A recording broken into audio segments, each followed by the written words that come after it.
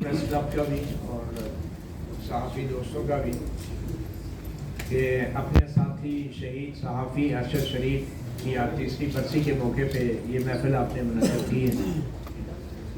और ख़ास तौर पे मैं कुछ हमारे सियासी कायदीन भी यहाँ मौजूद हैं, उनका भी शुक्रिया कि वो आज यहाँ पे एक अजीम बड़े बहादुर सहाफ़ी को याद करने के लिए हमारे पास तशरीफ़ लाए हैं। अरशद शरीफ और मेरा ताल्लुक़ जो है वो सहाफ़त से भी पहले का है और हमारे जो फैमिलीज़ थी, अरशद शरीफ के फादर नेवी में थे, मेरे फादर आर्मी में थे, तो बहुत पुराना एक आपस में भी ताल्लुक़ था। हम उस वक्त बहुत छोटे थे शायद जब हमारे पेरेंट्स जो थे वो एक दूसरे को बड़ी अच्छी तरह जानते थे। So he was a family friend. और उसके बाद जब मैं सहाफ़त में आया और अरशद भी, तो उस वक्त भी हमारी फैमिलीज़ के आपस में बहुत करीबी राब्ते और ताल्लुक़ रहे। वालिद साहब के साथ और अपनी वालदा के साथ कई बार अरशद के से घर पे मुलाकात हुई, कई बार अरशद शरीफ और उनके जो पेरेंट्स हैं वो हमारे घर भी आए। उस वक्त हम स्कूल में पढ़ते थे, कॉलेज में पढ़ते थे। और उसके बाद सहाफ़त के अंदर ऑब्वियसली अरशद शरीफ एक बड़े निडर, बेबाक और ज़बरदस्त इन्वेस्टिगेटिव जर्नलिस्ट थे और उनके साथ मिलकर भी काम करने का मौका मिला। डॉन में, जब डॉन न्यूज़ में, बल्कि डॉन से पहले रॉयटर्स में जब अरशद शरीफ काम कर रहे थे एज अ कंट्री रिप्रेजेंटेटिव, तो उस वक्त अरशद शरीफ ने जब रॉयटर्स छोड़ा तो मैंने रॉयटर्स को ज्वाइन किया और बेसिकली अरशद शरीफ से ही मुझे रॉयटर्स के अंदर इस नई अपॉर्चुनिटी का मालूम हुआ और वहाँ पे फिर रॉयटर्स में मैंने 1 साल काम किया। अरशद शरीफ ने डॉन न्यूज़ को ज्वाइन किया और बाद में फिर जब अरशद शरीफ डॉन न्यूज़ में ही था और मुबशर ज़ैदी हमारे सीनियर कोलीग थे, तो रॉयटर्स से मैं फिर डॉन न्यूज़, जब वो इंग्लिश का चैनल था, उसको मैंने ज्वाइन कर लिया। सब्सिक्वेंटली अरशद शरीफ हमारे ब्यूरो चीफ थे और मैं उनके साथ डिप्टी ब्यूरो चीफ के तौर पे काफ़ी अर्सा काम करता रहा। और अरशद के साथ काम करना एक, मैं समझता हूँ, बड़े ऑनर की बात थी।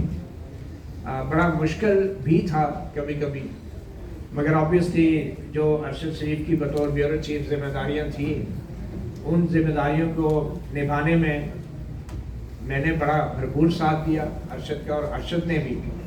और डॉन न्यूज़ के अंदर ये वो वक्त था 2008 का, जब पीपल्स पार्टी की नई नई हुकूमत आई थी, जनरल मुशर्रफ जा चुके थे। उस वक्त ऐसी ऐसी खबरें चलती थी इस्टेब्लिशमेंट के हवाले से, फौज के हवाले से, इंटेलिजेंस एजेंसियों के हवाले से, जिसका आजकल आप तसव्वुर भी नहीं कर सकते।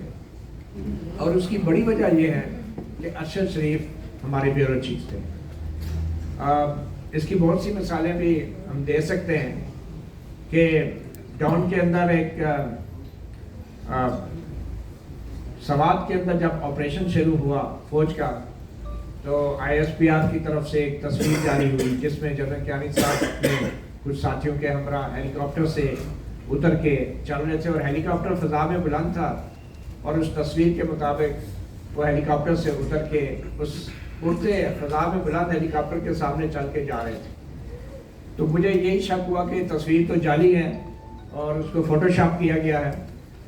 और वो उस बात की तस्दीक फिर कुछ इंटरनेशनल फ़ोटोग्राफर्स के साथ इंटरव्यू में भी हुई, डॉन के हमारे अखबार के तदबीर गुलाब साहब से इंटरव्यू में हुई और अरशद शरीफ ने इस हवाले से मेरा भरपूर साथ दिया। वो खबर चली, हमने उस वक्त के DGSPR जनरल अतर अब्बास के साथ उनका मौक़िफ़ भी लिया। वो मुझसे थे कि ये तस्वीर असली है, मगर अरशद शरीफ ने स्टैंड लिया और वो खबर भी चलाई। फिर ऐसी खबरें भी थी, एक ISI के हवाले से उनके पड़ोस में कुछ जो लोग रहते थे उनको काफ़ी हरासा किया जाता था कि शाम के वक्त वो घर से बाहर ना निकले।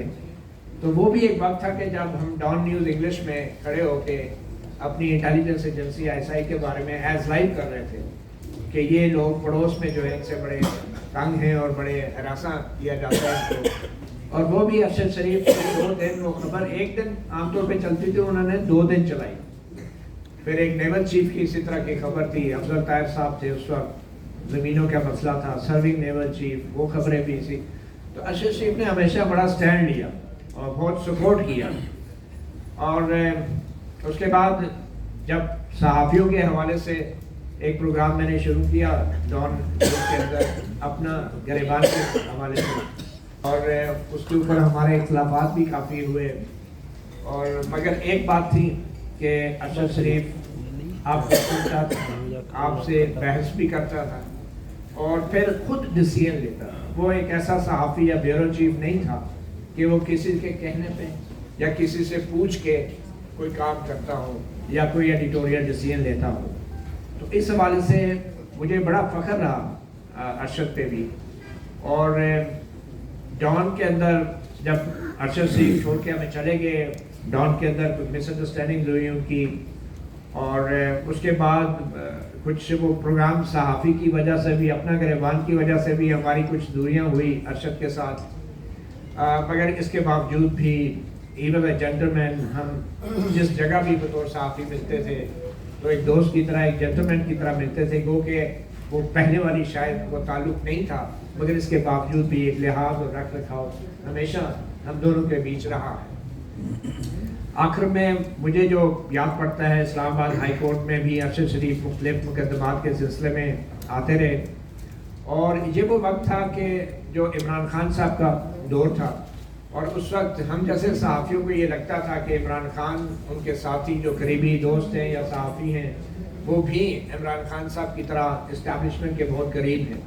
اور اس میں کوئی شک نہیں کہ اس وقت جنرل باجوہ اور جنرل فیض کی جو حکومت تھی، حکومت تو مجھے کہنا چاہیے ان کی بھی تھی، اور عمران خان کا بھی دور تھا.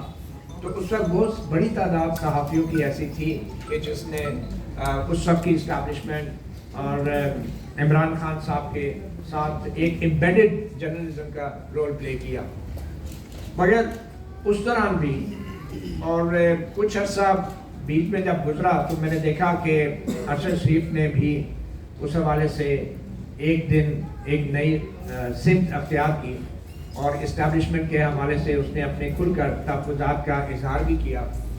مگر جب وہ ان کے اوپر کیسز بنے اور بعد میں جو مجھے پتہ چلا ان میں سے ایک کیس میں جو ذکر تھا وہ میرے اس انٹرویو کا بھی تھا جو ارشد شریف نے اسلام آباد ہائی کورٹ میں مجھے دیا تھا، اور اس کے اندر بنیادی سوال وہی اسٹیبلشمنٹ کے رول کے حوالے سے تھا.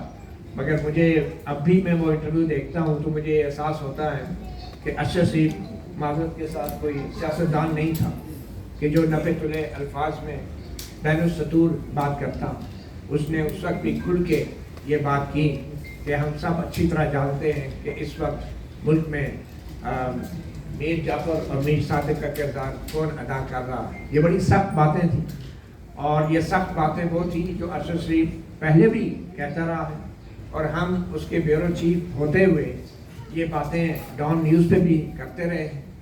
اور یہ وہ باتیں تھیں بنیادی طور پہ کہ جس کے بعد میں سمجھتا ہوں ارشد شریف جو ہے وہ نشانے پر آئے. اور بدقسمتی کی بات یہ ہے کہ پاکستان سے انہیں باہر جانے پر بظاہر کمپیل کیا گیا، ایسے حالات بنائے گئے کہ جس میں ارشد شریف نے سمجھا کہ ان کی جان پاکستان میں محفوظ نہیں ہے. اب وہ کون سے حالات تھے، کیا حالات تھے، اس حوالے سے ایک فیکٹ فائنڈنگ رپورٹ وہ آلریڈی پبلک ہو چکی ہے، وہ لیک ہو گئی ہے یا جو بھی ہے وہ ریکارڈ پہ ہے. اور اس میں بہت سے سرکاری اور غیر سرکاری اہلکاروں کے نام بھی ہیں جن کی وجہ سے ارشد شریف پہ مقدمے بھی بنے اور جن کی وجہ سے ارشد شریف کو ملک چھوڑ کر جانا پڑا. افسوس اس بات کا ہے کہ اس فیکٹ فائنڈنگ رپورٹ کے ہوتے ہوئے بھی ہماری سپریم کو، ہماری جو وفاقی حکومت ہے، جو موجودہ حکومت ہے، اس کے باوجود بھی کم از کم اس حد تک بھی وہ مزید تحقیقات نہیں کر سکی کہ کون لوگ تھے، کون سے کردار تھے، وہ کون سے عوامل تھے جن کی وجہ سے ارشد شریف کو پاکستان چھوڑ کر جانا پڑا.